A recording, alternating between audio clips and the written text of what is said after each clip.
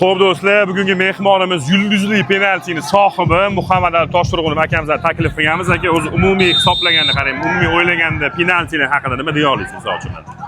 Penaltilar necha bo'lgani ham yaxshi bo'ldi. Do'stlik g'alaba qozondi.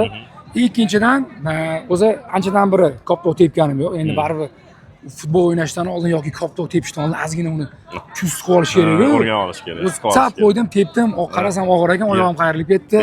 Ya'ni katta bo'lgansa hatmen berib yuborib qoldim, boshidan tepdim. United NFL haqida, ya'ni O'zbekistonning birinchi futbol media ligasi haqida nima deya olasiz va tilaklaringiz? Men boya ham aytdim. Men juda ham xursandman, juda ham savobli, ham foydali.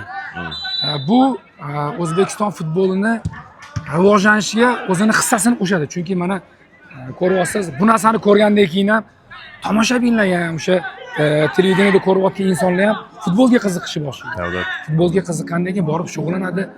Qattan bilasiz, o'sha inson balki o'sha jahon chempionatida o'ynaydi, to'g'rimi? Albatta. Bu juda ham katta savobli ish, sport, futbol millionlar o'yini. Men o'zim futbolist bo'lish orzu qilganman.